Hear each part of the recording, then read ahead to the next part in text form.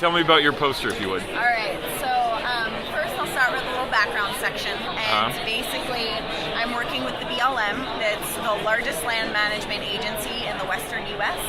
And they currently lack a monitoring program for their stream systems. So they have no way of determining what condition their streams are in. And it's important to be able to do that because they need to be meeting the Clean Water Act qualifications and just like other state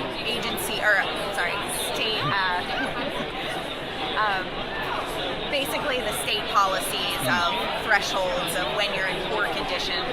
And they currently don't have any way of doing this. So they're hoping to use like EPA's protocol or other land management agencies' protocols to implement that and come up with something that's useful to them and their management agency. So with that, I have taken those previously created protocols and methods, and my main objective is to determine what condition the streams are in, biologically, physically, and chemically, and then try to figure out what stressors are causing any of the degradation, and then what land uses are actually causing those stressors. Okay. So I'm working in northeastern California, northwestern Nevada, and mostly the Great Basin. And I am working on BLM streams, and they have to be considered perennial, so flowing year-round. And then I use a spatially balanced random sample so that I can make inference to the entire population of streams based off of the smaller sample size. Okay. I was able to sample about 60 sites, and with that data, I calculated the biological scores using an ODE model, which uses macroinvertebrates, and you model the expected macroinvertebrates, and then do a ratio of what you found, so your observed, to your expected.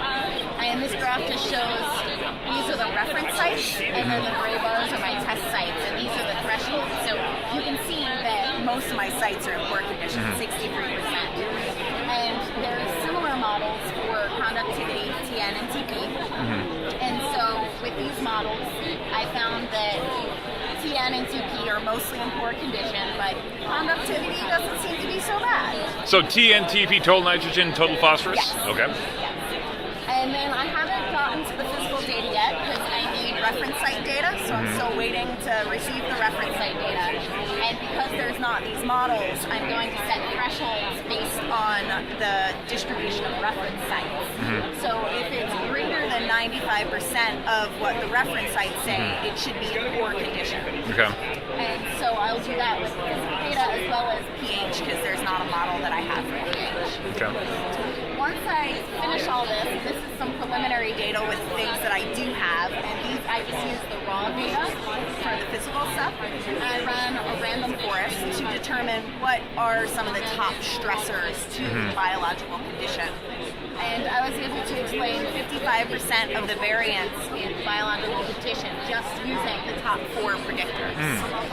So I took those 4 predictors and I did a partial dependence plots just to show the relationships. And the relationships are what you would expect. As pH increases, the ODE scores go up, so the better biology it has. And as nitrogen increases, biology drops, the biological conditions. So these were expected patterns.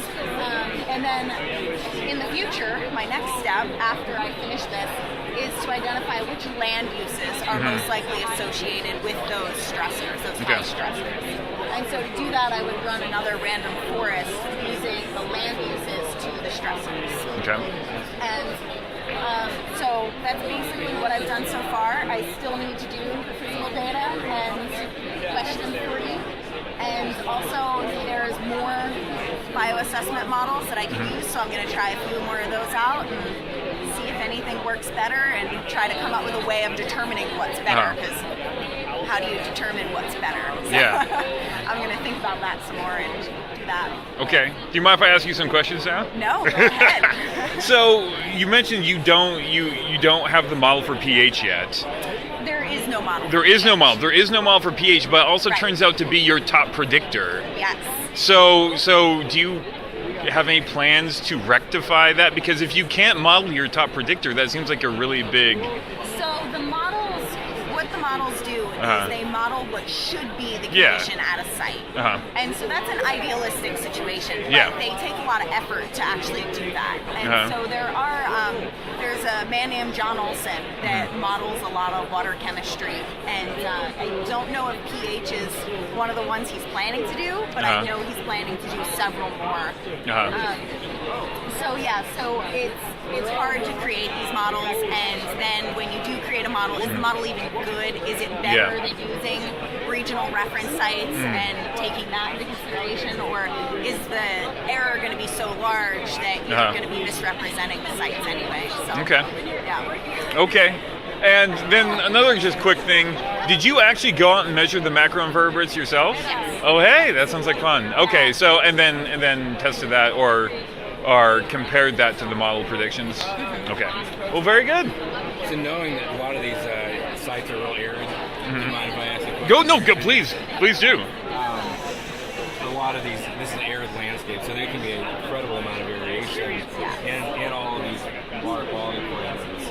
How are those, how is Scott, or whoever, Scott, how do you find out what's expected across all?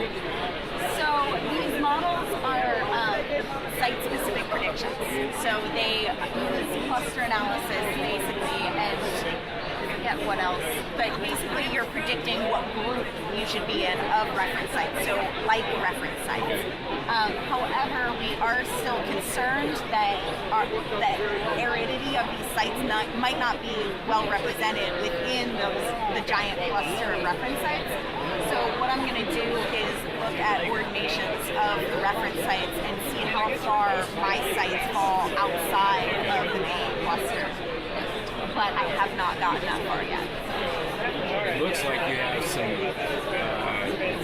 I'm a manager. Okay. So from a manager perspective, it seems like you can tease out some clear thresholds where you have breaks in your community where you want to manage things up to a line, to allow certain multiple uses to be occurring on this landscape, public land. Being able to figure out, where you're going to look at that. Yeah, so hopefully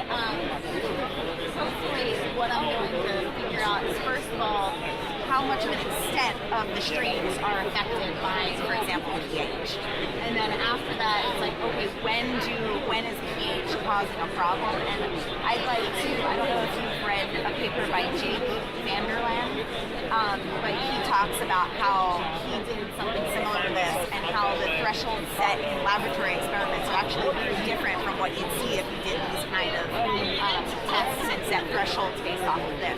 So I would like to look at that, yes, and I have that plan. Well, I'm just saying in terms of your community data, here from all those sites, you've got right here, if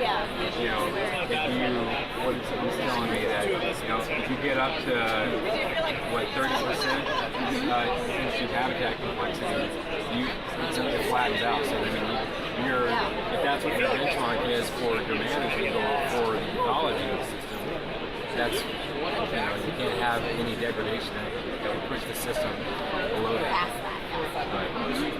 Yeah, that's good. It's a good way to look at it. And it's hard sometimes to tell the managers that I'm working with how this data would be so applicable to them, and they're just, it's hard to say, I'm modeling all drawn of into this. this, and I'm saying, okay, look, so this is good here. This is what you would expect. Yeah. So somewhere right here, it's like, okay, if you go out to a site and it's grazing a lot, and then you've got stream X that's got cow poop everywhere, and and you've got real high nitrogen, you can measure it.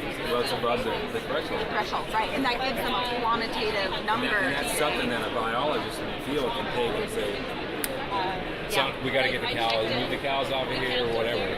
In terms of an actual management action, change things.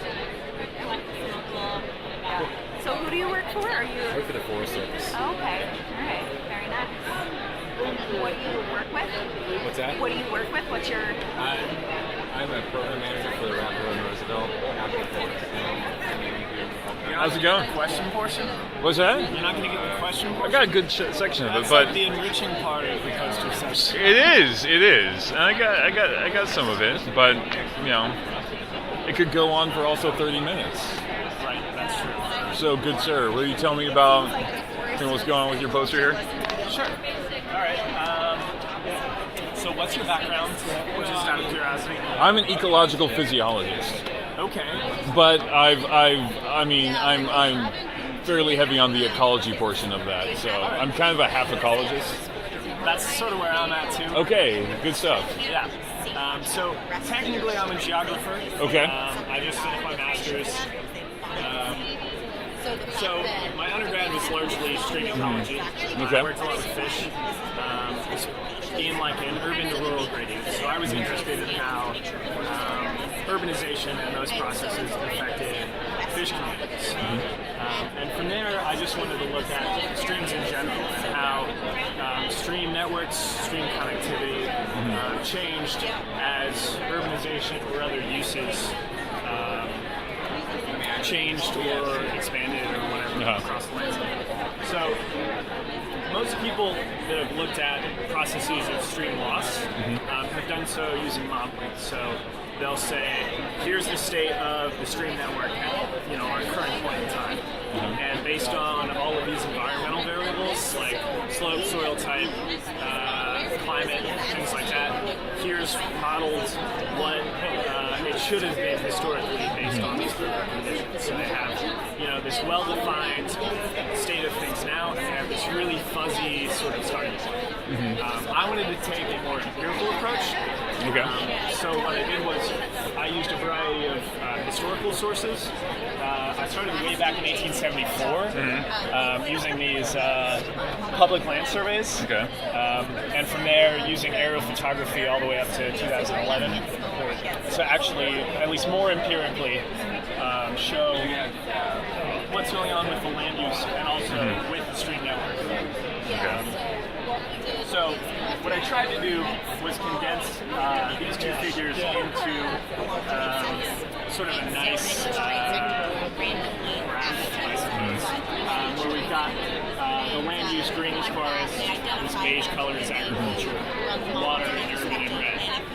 And then with that, on another y-axis, we've got channel density.